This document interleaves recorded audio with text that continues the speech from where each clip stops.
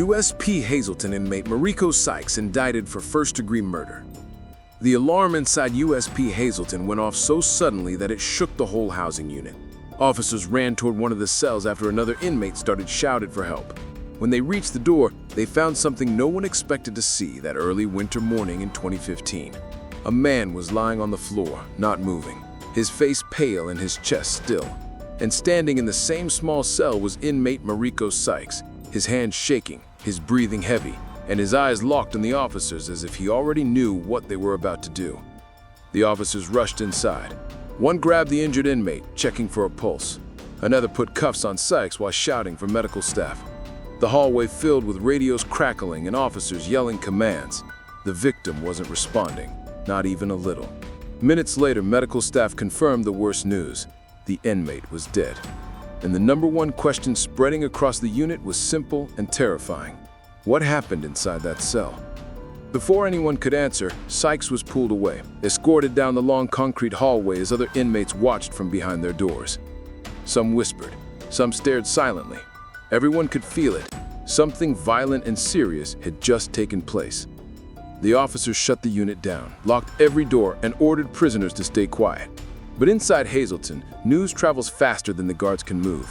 Within an hour, the whole block knew that a man had died and that Marricco Sykes was the prime suspect. And just like that, the prison known for violence had another death on its record. But this one would become bigger than most people expected, because when investigators came back with what they found, the entire story took a turn no one in Hazelton was ready for.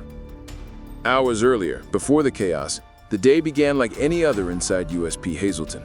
The prison was cold that morning, the kind of cold that made inmates wrap their blankets tight before climbing out of their bunks. Breakfast had been served before sunrise. Some inmates talked quietly, some worked out in the small space they had, and some kept to themselves. Sykes wasn't known for causing loud trouble, but he wasn't someone people ignored either. Like many men inside Hazelton, he had his share of problems and grudges. Investigators would later say there had been tension between him and the man found dead, though no one knew exactly how far it had gone or what set it off that day. As the morning moved on, staff noticed nothing unusual. The two inmates were in their cell together, and there were no loud arguments or calls for help. Hazelton was crowded, understaffed, and always on edge. Officers had too many people to watch, and not enough time to check every room carefully. Even small warning signs could easily be missed. At some point, something in that cell went wrong. Investigators would later explain that the victim had been strangled during an altercation, but at the time, no one knew if the fight exploded suddenly or built up slowly. No one knew what was said or what started the violence. All they knew was that it ended with one man dead and another in restraints. The news spread fast beyond the prison walls too. Families of inmates began calling, worried about their loved ones. Federal prosecutors arrived to review what had happened, and within days, the announcement came out. Marricco Sykes was being indicted for first-degree murder, accused of killing his cellmate with his bare hands. But inside Hazelton, the indictment didn't bring calm. It brought more questions. Some inmates believed the two men had argued earlier in the week. Others said the officers should have moved one of them before things got bad. Staff members quietly admitted that Hazelton didn't have enough officers to properly supervise every dangerous inmate. Violence often happened too fast to stop. Sykes remained quiet through most of the early investigation, saying little and avoiding eye contact with anyone who passed his holding cell. Some inmates whispered that he looked nervous. Others said he looked angry. A few said he looked like someone who knew he was about to face a long, hard fight in court. By the end of the week, the housing unit had reopened, but the mood stayed heavy. Inmates walked more carefully. Officers checked cells more often. Everyone seemed to be waiting for the next outburst of violence. Because at Hazelton, one death usually wasn't the end of anything. It was just the beginning of something else. And as the prison tried to return to normal, investigators discovered something inside the cell that made the case even more intense. Something that suggested the fight may not have been sudden after all. What they found would completely change how the case was viewed and what was believed to have happened in the final minutes before the inmate died. But the truth behind that discovery would only come out in the next chapter. The discovery inside the cell shocked the investigators. A thin trail of marks around the victim's neck, bruises on his arms, and scratches on the wall told a story of a struggle that had lasted longer than anyone initially thought. Officers had walked in expecting a quick scuffle or a sudden fight, but the scene suggested something darker, something planned, something deliberate.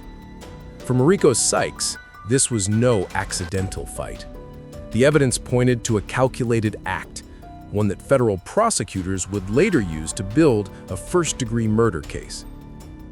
The day before the incident, prison cameras showed Sykes pacing in his cell more than usual. Officers didn't catch any argument on tape, but subtle movements, his hands clenching, his eyes darting, gave a sense of tension. Fellow inmates later recalled hearing raised voices earlier in the week between Sykes and the victim, though no one could say for certain what they were arguing about.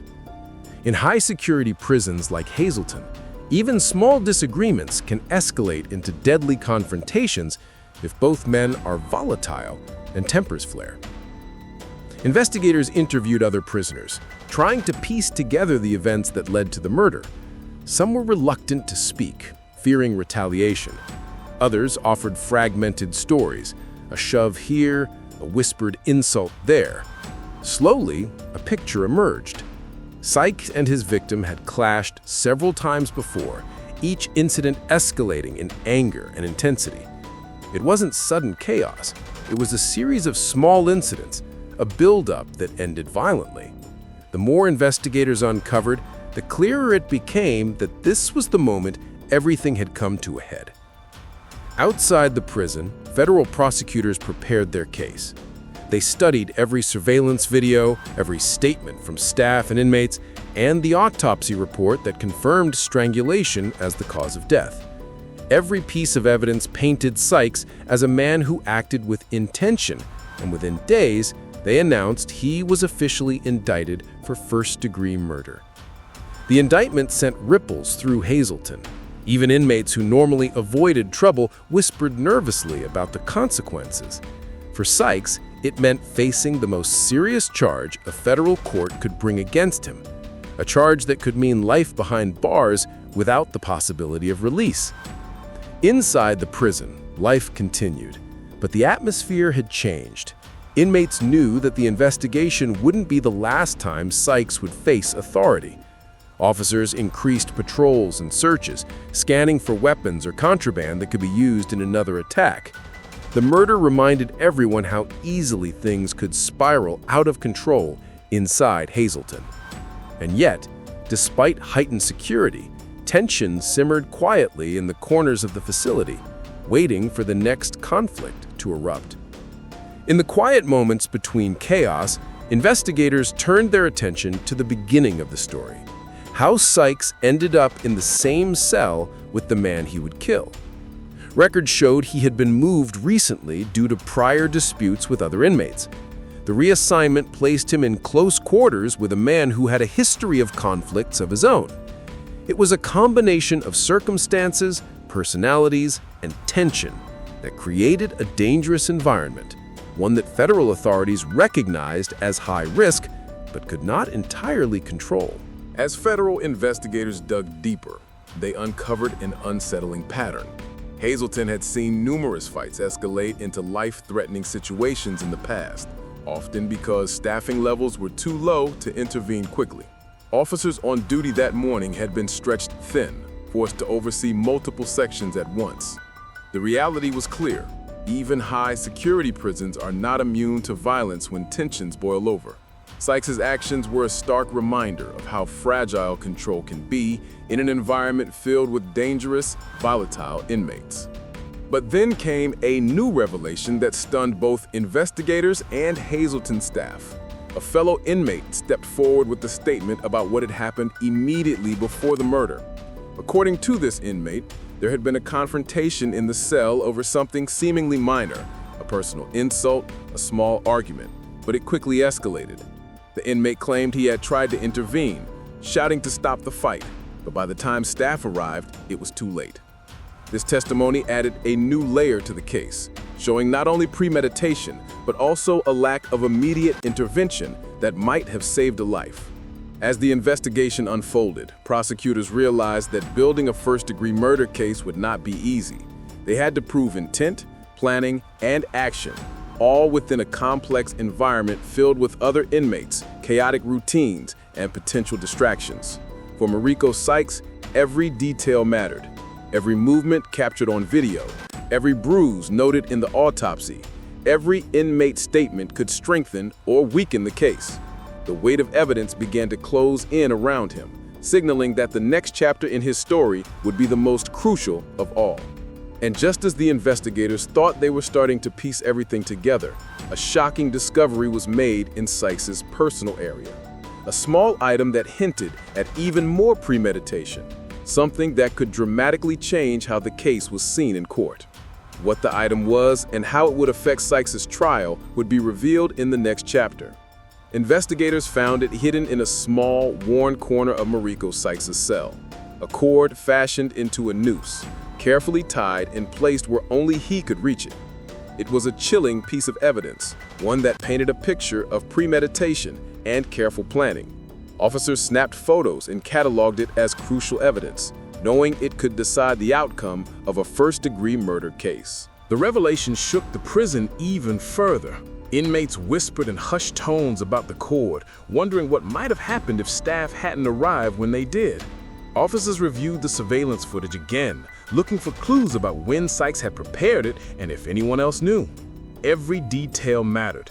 The indictment now carried a heavier weight, and the focus turned to the courtroom. Prosecutors would argue that Sykes had acted with deliberate intent, and the evidence left little room for doubt about the severity of the crime. Meanwhile, inside Hazelton, life tried to continue as normal, but the shadow of the murder lingered over the prison.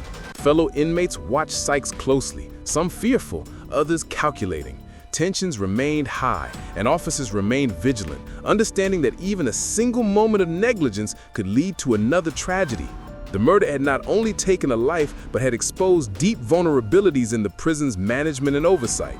Staffing shortages, understaffed units, and high-risk cell assignments all came under scrutiny as Hazelton's reputation for violence grew. In court, the indictment of Marricco Sykes made headlines. The federal prosecutors presented the evidence, surveillance footage, witness statements, the autopsy report, and most damning of all, the cord from his cell. The narrative was clear.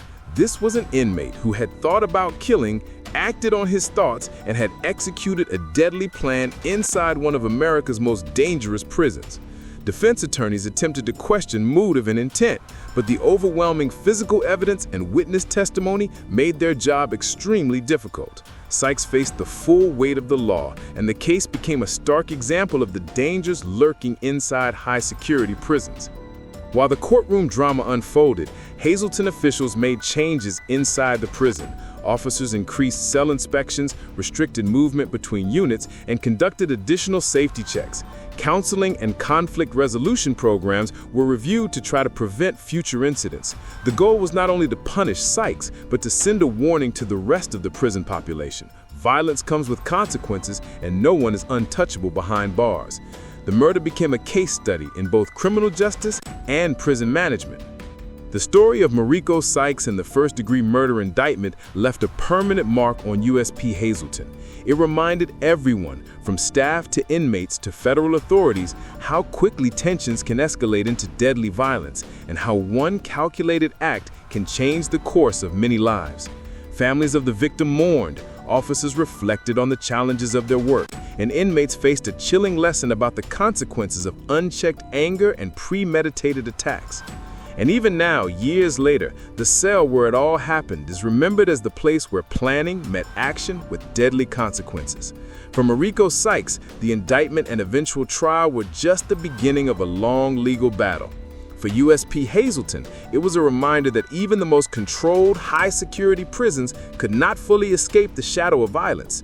The cord, the struggle, the quiet whispers in the hallways, they all serve as a warning. Behind the walls, danger is never far, and one small moment of conflict can change everything forever.